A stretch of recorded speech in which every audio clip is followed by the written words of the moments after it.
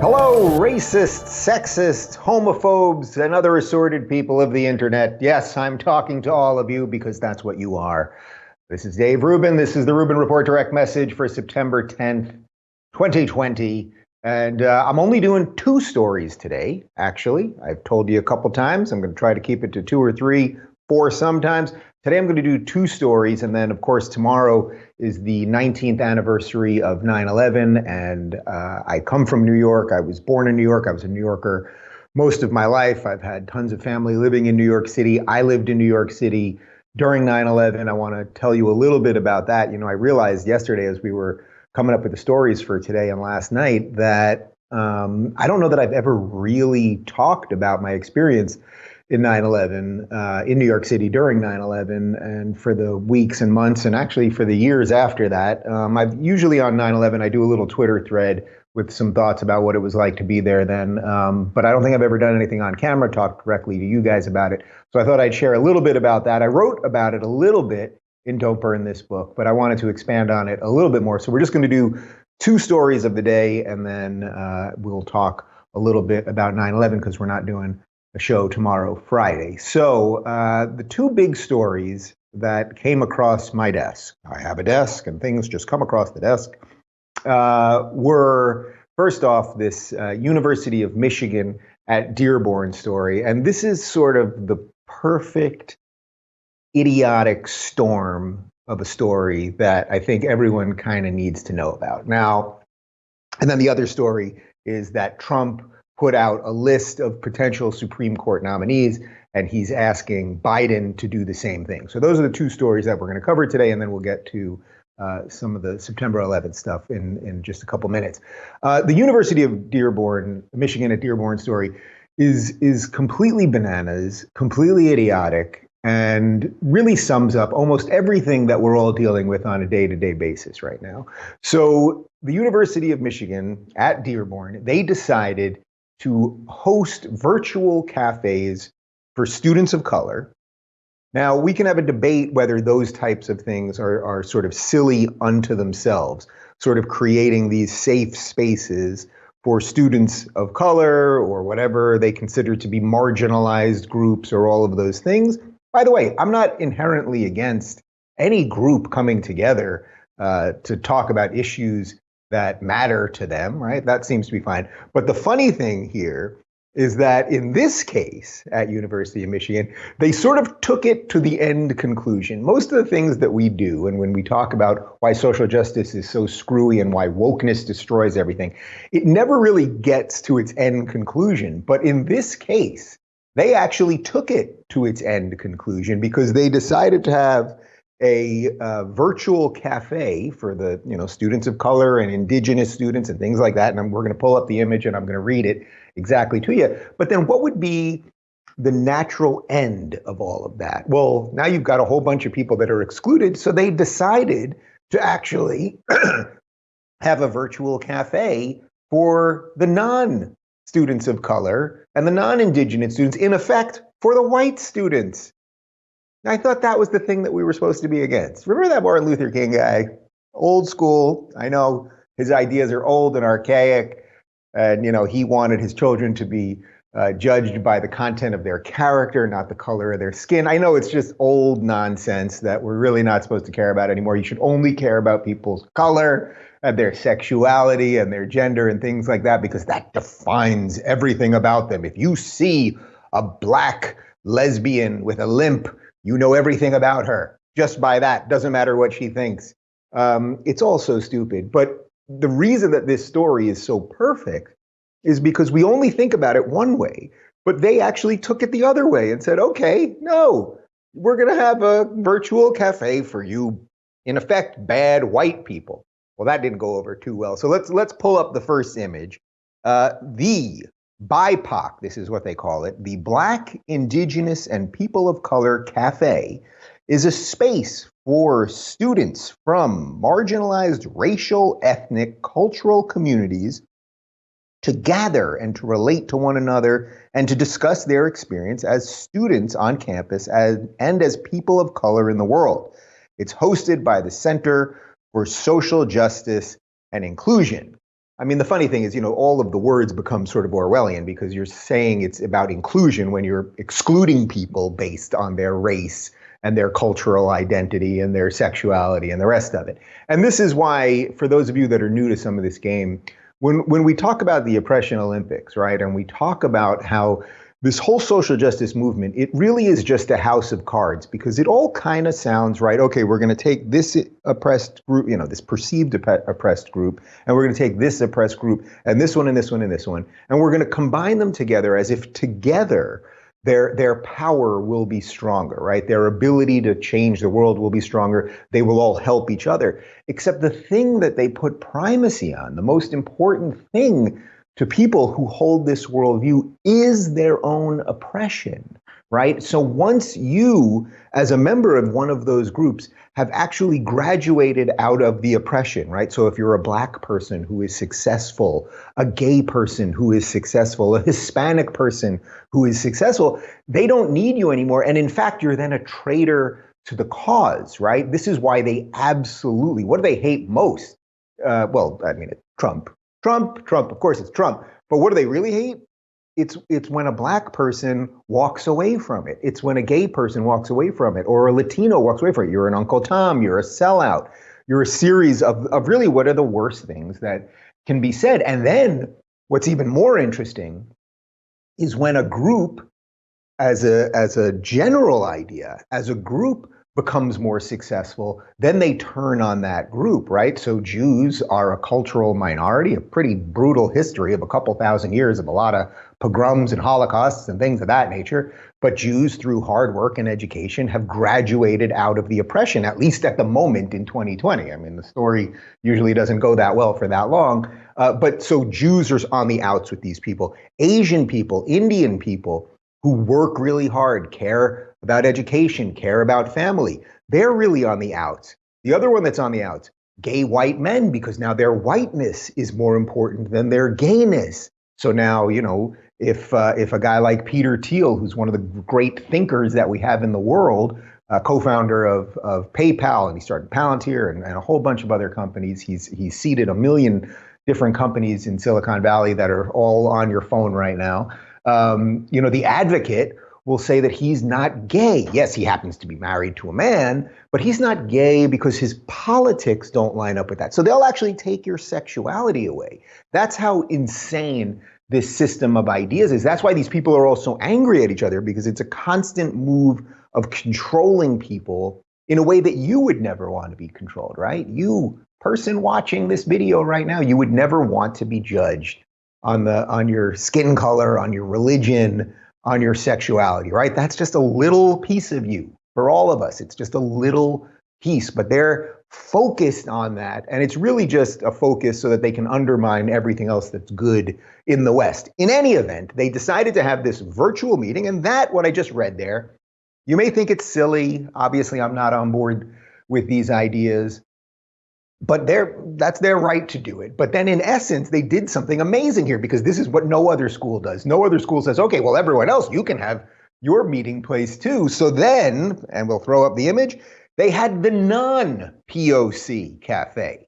This is the non-personal of color cafe. And in the non-POC cafe, the non-people of color cafe, it is a space for students that do not identify as persons of color to gather and discuss their experience as students on campus and as non-people of color in the world, hosted by the Center for Social Justice and Inclusion. So the Center for Social Justice and Inclusion is saying, Black people, Latino people, gays, you go there. White people, you go there. Inclusion, social justice. I mean, it's so profoundly idiotic that even I suspect some of the people that are in the first group must be going, guys, can I make a point here? I think we just created a whites only group. Didn't we not want that on the bus? We wanted everybody to be together. Rosa Parks could sit anywhere on the bus. That was a good thing. Remember that? But this is just the endless stupidity that we are faced with in 2020, and something that I do think more and more and more of you guys are waking up to, and hopefully what I've been doing for a couple of years now has a little something to do with it. They actually did issue an apology, because then, of course, these pictures, the two images that I just showed you, of course, these went viral. I think they were originally from Instagram. They went viral on Twitter. And then what do? This is 2020, so we issue apologies and corrections. And the statement said, we'll throw it up, Dearborn sincerely regrets the terms used to describe the cafe events held on September 8th. The terms used to describe these virtual events and the descriptions themselves were not clear and not reflective of the university's commitment to diversity, equity, and inclusion. Now, of course, the funny thing is that it actually was, right? Like, they did exactly what all of these diversity, equity, and inclusion, or diversity offices, whatever they're calling them now, they did exactly what these offices have been calling for. And if you're going to create, if you're going to say that identity, immutable identity, is the most important thing that's out there, there is going to be a counter movement to it. Well, then white people and straight people and whoever else is left out of the thing that you say is the most important thing, they're going to create their own groups. Now, in this case, you just did it for them. But this is, do you see why this thing, guys, this thing is a cancer that is reaching its tentacles and spreading throughout society. And we have a limited amount of time before it completely infects the host. In many regards, I think you could say that this election is basically that, like, that's almost what it comes down to more than anything else, because this terrible set of ideas is just the table setting for almost everything else we're fighting about right now. Because as bizarre as it sounds, even though America, in its 240 plus years, has brought more economic success and more freedom to all of the groups that are perceived to be oppressed, it seems to be debatable, well, whether any of this was good or not. And that really, in many ways, I would say that, and whether you want your cities to burn down or not, are going to be the two issues that are sitting on the table more than anything else when it comes to the election in 2 months. Because if you think about it this way, it's like, is foreign policy really going to be a big thing this year? Doesn't really seem like it, right? I mean, I talked about it yesterday. It seems like we're on the verge of some really big peace things in the Middle East. Doesn't seem like that's going to be something we're going to really vote about. So some of the usual stuff that we're usually voting about, even healthcare right now, doesn't seem like the thing that we're all really thinking about, right? We're thinking there's a pandemic or whatever the hell's going on with coronavirus, and then there's cities burning down, and then just watching all of our institutions crumble. That is the thing. That is the thing that I think is going to be sitting in most people's mind when they go to the ballot box. So anyway, I thought this story was interesting because it's a perfect example of, when I say that the road to hell leads to good intentions. Do I think that all of the people who create these inclusion offices and diversity offices and virtual cafes, do I think that they're all evil? Of course I don't. I don't. I do think some of the leaders at the top and some of their political leaders are manipulating them and are evil in that sense. But I think the students that come here, they've been indoctrinated with terrible ideas that have been taught to them now at public schools, which is a whole other issue that we'll get into more over the next couple of weeks, because I think we're watching also the fruits of a bad education system, a system that once was good, by the way. I'm a product of total public education from elementary school, middle school, high school, college. There was good public education, but social justice, as it infects everything, destroys everything. Whether it's a public education system or whether it's a corporation or whether it's a religious institution, which we're seeing even religious institutions crumble under it right now. But this story was particularly interesting because they did it. They did it. Not only we're going to give you guys a special space, you want your safe space, but now whites and straights, you got one too. And let's fight it out. So it's just craziness and a perfect example of the stuff that is wrong in the world right now. Let's move over to the second story, which is that Donald Trump, president of the United States, some people say he's your president, right? They'll, well, he's your president. They go, well, I think you live here too. He released a list of 20 potential Supreme Court nominees, and then he challenged Joe Biden to do the same. Now, it looks like, without question, over the course of the 4 years of the next president, whether it's Trump or Biden or whoever they replace Biden with or whatever else, that at least one Supreme Court nominee will be replaced. Ruth Bader Ginsburg, obviously her health is not great and she's 80 plus years old. And they seem to be sort of, I think both sides are sort of seeding the ground for it. Now, I always find the debates about Supreme Court nominees to be a little disingenuous because, the way the system is supposed to work is we've got the three branches. I know you guys know about the three branches. What do we got? We got the legislative branch, they write the laws. We've got the executive branch, they sign the laws. And then we've got the judicial branch, and what do? The judicial branch actually makes sure that the laws are legal, okay? So those are the three branches that we've got. So each one of those branches does what they're supposed to do, or is supposed to do what they're supposed to do. And then that's how we have checks and balances. That's how we make sure that no part of the system of government gets too powerful or anything like that. Now, one of the problems that we have right now, and I think we've probably had for a couple decades at least, and this is just, I think, a condition of the human mind, is that we've put a tremendous amount of disproportionate attention, and in that regard, power, on the executive branch. In that, why did we leave England? Why did we leave England? We didn't want to be ruled by a king, right? They had a king, and we didn't like that. We wanted our own representation, right? No taxation without representation. Well, we've put so much emphasis on the president that we sort of look at the president like a king. So when people are like, Biden's going to do this for me, or Trump's going to do this for me, and it's like, actually, the president isn't supposed to do that much. But one of the things that the president is supposed to do is nominate Supreme Court nominees. Then it goes to Congress and senators and the House of Representatives. They vote on the nominees. And it's not supposed to be done on a purely partisan basis. So while it's not supposed to be done on a purely partisan basis, as you guys know, we've devolved into where everything is, if you're Republican, you vote this way, you're Democrat, you vote this way. So I think Trump in this regard, he's trying to get a little ahead of the game. And he's saying, look, if you vote for me, you know that I'm going to have to nominate somebody in these 4 years.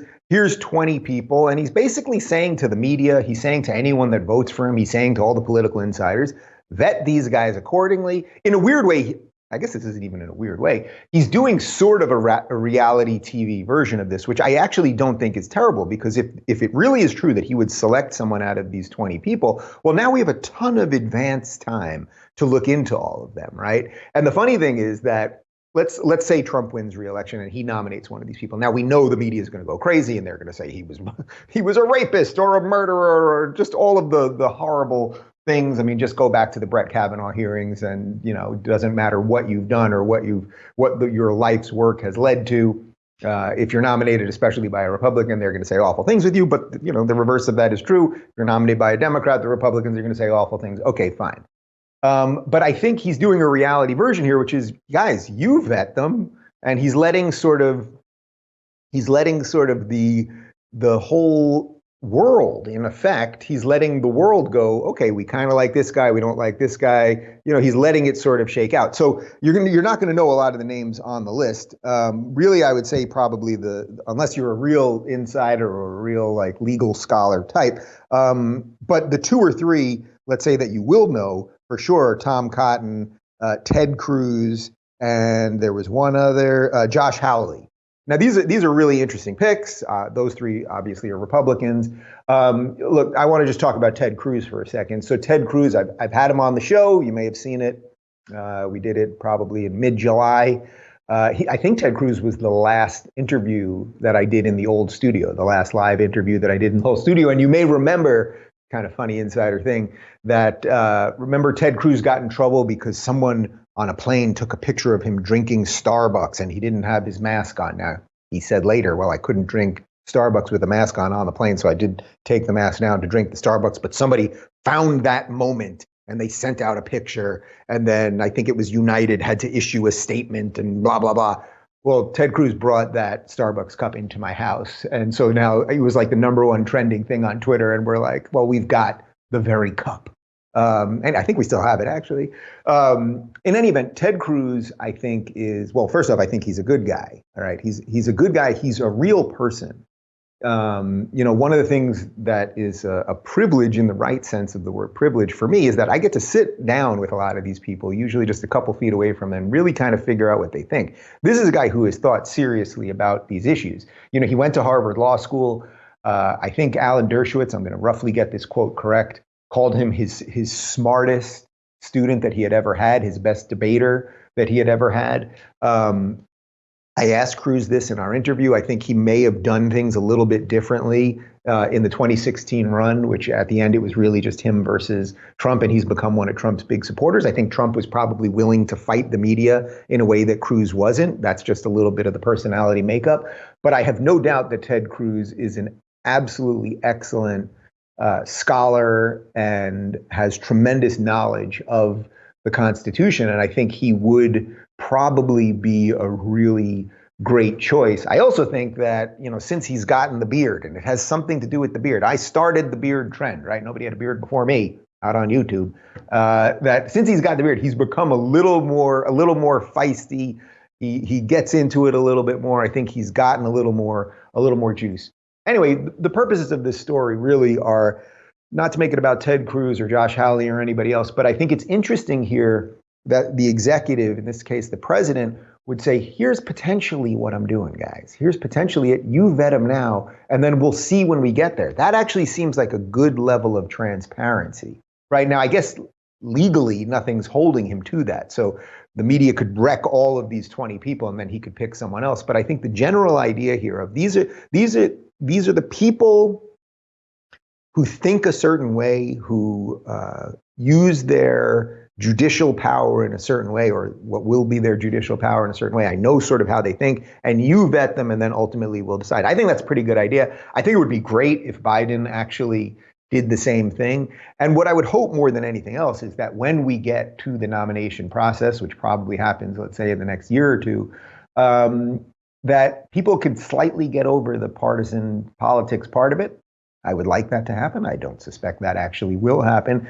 But really remember what the chaos was during the Brett Kavanaugh thing and how insane it was. I was actually on tour with Jordan Peterson at the time, and I remember we were in Ireland, in Dublin, doing a show, and a guy came up to me on the street and was going, "What do you think about Brett Kavanaugh?" Blah, blah, blah. And I remember thinking, I was like, this is bananas. I'm across the world, and people in Dublin are asking me about what our Supreme Court nomination process is going, what's happening with it in the States. And it's like, that is just bananas. All right, I want to move on and use the remaining time, just a couple minutes to talk about 9/11, because tomorrow is the 19th anniversary of 9/11. It's hard to believe that it's 19 years. And for any of you guys that were alive and of age when you can make memories, I have no doubt that you remember the day just as I do, whether you were in New York City like I was, or wherever you were, whether you were in the States or anywhere else. So I just want to spend a couple minutes talking about my experience in New York City during 9/11, because I think we forget some of the human stuff. And I have no doubt that unfortunately tomorrow we'll all be fighting about politics the way that we do, and getting further and further away from what New York City, but the country was actually like for a good while after 9/11, where we really did put a lot of this stuff aside. And there was sort of an incredible national feeling. I mean, every time I see the video of George Bush going out in the World Series, Yankee Stadium, to throw out that pitch, and he throws a perfect strike. Say what you want about George W. Bush, but the guy threw a perfect strike. Like that feeling, I've gotten chills down my spine many times while watching that. At the time, so this is 2001, I was about 25 years old. I was living in New York City. I lived on 90th between First and York. So those of you that know New York City, this is far Upper East Side. And it's a really bizarre spot, 90th between First and York, because to get to the subway, I had to walk. I was closer to York, which is basically as east as you can get. It's about a block away from Gracie Mansion, which is the mayor's mansion, actually. And to get to the subway there, I had to walk to First Avenue, to Second Avenue, to Third Avenue, to Lex, then to 89th, 88th, 87th, and then the subway was on 86th and Lex. So it was a really bizarre spot to live in. And at the time, I had actually just got laid off from a job. It was just some office job that I was doing, and I was doing stand up at night. And I got a call in the morning. Actually, remember, I had just got a cell phone. So that tells you about how the world changes, right? I had just got a cell phone. I had a little Nokia, black little, it was like a candy bar. I think that's what they called it. All you could do was play Snake on that thing. Wasn't even color. And I got a call that morning from my dad, and my dad worked in the city in Midtown on about 36th Street and 7th or so. And he told me that a plane had hit one of the towers of the World Trade Center, and I should turn on the TV and everything else, and that he could see it from his office.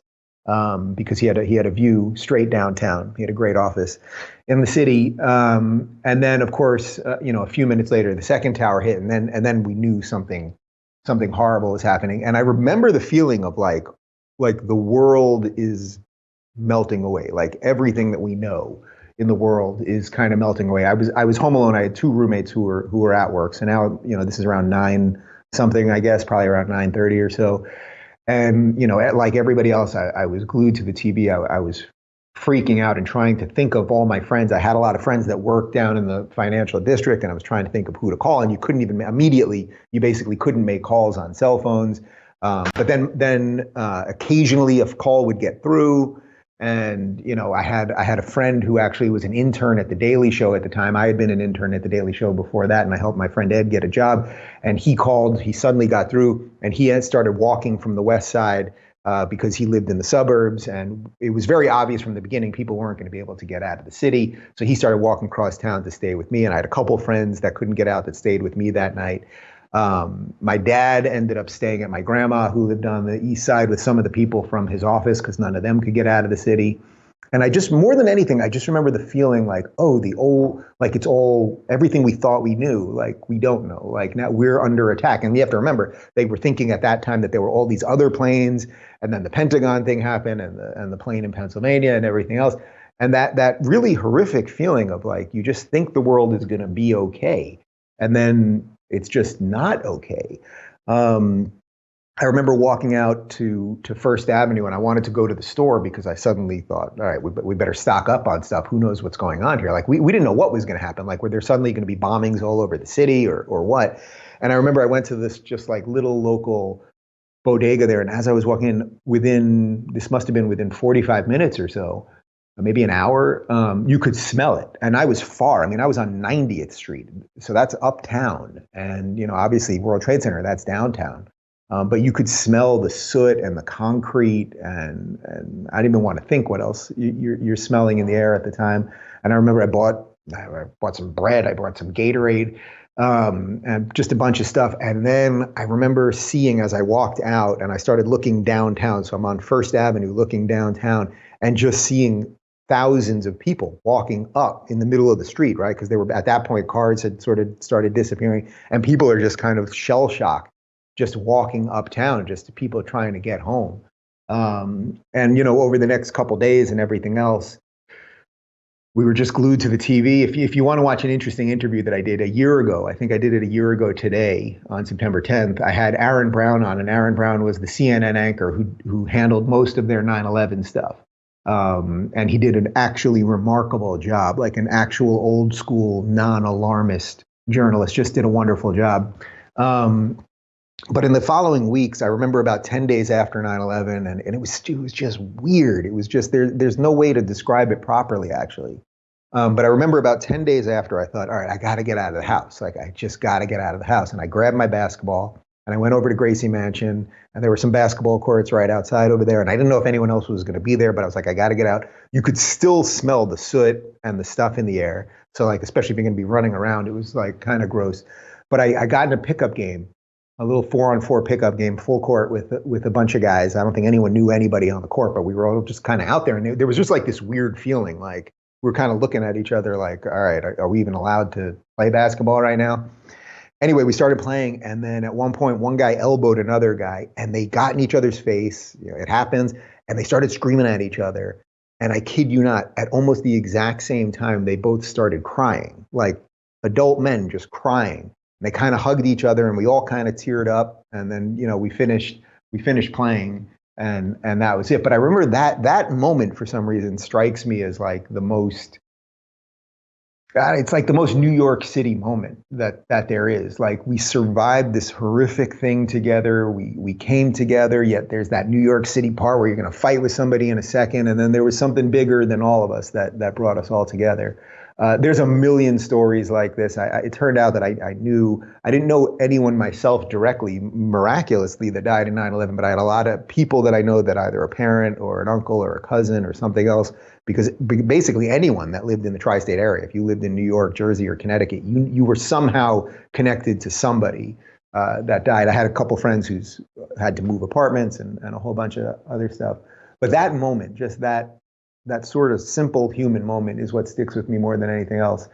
And I hope that in these crazy times that we seem to live in right now, that maybe tomorrow we'll be able to get back to a little bit of what that feeling was like after. You know, like I could sit here all day long and tell you about the wokesters and the crazy leftists and the progressives and all that, and I have all my frustrations.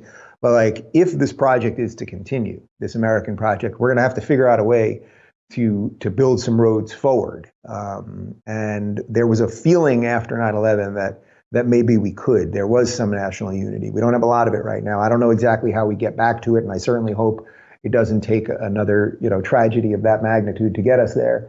But that's my memory. That's my main memory of it changed everything, obviously. I'd love to read some of your stories if you guys want to throw some comments in the comment section right down below. And that is the direct message for September 10th, 2020. And I will see you guys next week.